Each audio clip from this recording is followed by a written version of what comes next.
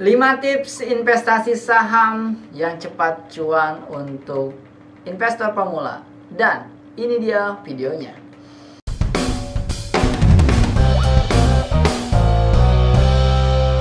Selamat datang kembali bersama saya Andri Budiman di Koinspirasi Digital. Di video kali ini kita akan bahas tips ya, 5 tips untuk teman-teman semua yang mau mulai belajar tentang saham.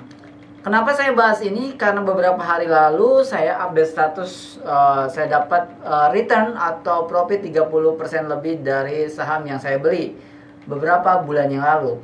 Nah, saya tanya di WhatsApp seberapa banyak yang ingin saya bahas tentang saham. Wow, banyak banget yang ngebalas dari status itu. Ada yang gas ya kan, ayo cepet bahas, ayo siap saya bahas, segala macam lah intinya. Dan akhirnya saya bahas ini dan kita akan ada banyak tentang konten saham di Koinspirasi Digital. Nah teman-teman, simak dan catat baik-baik. Untuk investor pemula wajib tahu ini 5 investasi atau 5 tips investasi saham yang bisa mendatangkan cuan. Yang pertama adalah carilah perusahaan yang untung. Nah, banyak para pemula beli saham itu hanya dari referensi YouTube aja. Ya, jadi influencernya ngomong A, mereka beli A, influencernya untung di B, mereka beli B. Itu salah kaprah teman-teman. Yang pertama yang harus dicari adalah, karena kita mau beli saham adalah beli perusahaan teman-teman. Jadi kalau kita mau beli perusahaan, maka carilah perusahaan yang untung dong pastinya. Oke, jadi cari perusahaan yang untung. Oke, yang kedua adalah cari nilai return of equity atau ROE-nya di atas bunga bank. Ya, teman-teman kalau misalkan mau usaha ya kan, kita mau cari usaha terus penghasilannya di bawah bunga bank ya, deposito, obligasi ya kan. Terus misalkan penghasilannya itu di bawah yang tadi saya sebutkan. Itu yang ngapain juga kita usaha ya kan, ya udah taruh aja di bank ya, kayak misalkan di bank-bank digital tuh ada yang sampai 8% ya kan, jadi simpan di bank gak usah mikir apa-apa udah profit 8% ya kan tiap tahunnya. Jadi kalau teman-teman mau cari usaha ataupun beli saham, carilah yang di atas bunga bank ya, minimal di atas 10% lah teman-teman. Oke, jadi perhatikan ROE-nya. Nah, tips selanjutnya yang ketiga adalah DER-nya. Apa tuh DER? DER adalah debt to equity ratio, di mana kita memperhitungkan rasio dari hutangnya, hutang si perusahaan ini terhadap modalnya. Jadi modalnya ini lebih banyak dari hutang atau lebih banyak daripada cash-nya atau ya cash-nya itu anggap aja. Nah kalau misalkan lebih banyak hutangnya dan kemungkinan besarnya perusahaan ini tidak bisa membayar hutangnya dan bisa berpotensi bangkrut, maka rasionya itu bisa dilihat dari rumus DER ini.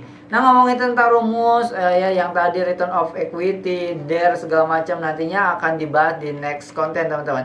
Ini hanya 5 tips yang teman-teman harus catat baik-baik biar tidak salah pilih untuk memilih beli saham dari perusahaan-perusahaan yang ada untuk kita beli. Nah, selain dari hal yang tips yang paling penting juga yang kelima untuk teman-teman pemula yang mau belajar investasi di saham adalah carilah yang sering diperdagangkan teman-teman. Maksudnya gimana? Maksudnya adalah cari yang market cap-nya besar. Meskipun market cap besar itu belum tentu bagus ya teman-teman. Tetap aja perusahaannya bagus tapi sahamnya tidak bagus untuk dibeli sekarang. Kenapa? Karena harganya bisa jadi jauh daripada harga yang sesungguhnya. Dan jadi nilai saham itu ada nilai saham sesungguhnya teman-teman, nilai saham realnya gitu ya. Apa ya, nilai saham yang kamu misalkan saya punya perusahaan A, terus saham saya banyak orang beli, harganya jadi 2.000. Ternyata setelah kita cek rasionya, nilai saham yang sesungguhnya itu cuma di angka 1.000. Artinya perusahaannya bagus tapi harganya kemahalan. Nah, kita harus tunggu di harga wajarnya, teman-teman. Nah, yang sering diperdagangkan ini maksudnya adalah market cap-nya yang besar, tapi tetap aja teman-teman harus lihat rasio-rasio yang nanti kita akan pelajari di next video. Selanjutnya adalah ini yang paling penting dari 5 tips di konten ini.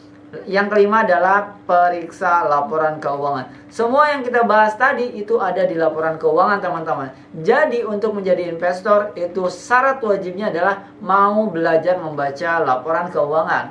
Ya, jadi cara cari tahu ini perusahaan untung atau enggak itu ada di laporan keuangan. Yang kedua, cara cari tahu ROE-nya di atas berapa persen atau gitu ya, berapa persen ROE-nya itu ada di laporan keuangan. Yang ketiga, cara cari DER-nya juga ada di laporan keuangan. Ya, lihat market cap-nya juga. Sebenarnya kalau market cap ini bisa di bisa di Google ya, tapi ada di laporan keuangan. Periksa laporan keuangan. Pokoknya intinya adalah itu. 5 tips hari ini adalah teman-teman harus mencatat semua tips yang tadi, dan semuanya tipsnya itu harus ada di laporan keuangan. Jadi untuk menjadi investor pemula wajib baca laporan keuangan dan terus tetap haus belajar untuk baca laporan keuangan. Gak ada lagi selain baca laporan keuangan. Meskipun itu adalah part dari fundamental. Karena fundamental ini bukan cuma baca laporan keuangan, tapi banyak juga yang lainnya yang nanti kita akan bahas satu persatu lewat konten-konten koinspirasi digital untuk pemula. Sampai ketemu lagi di next video.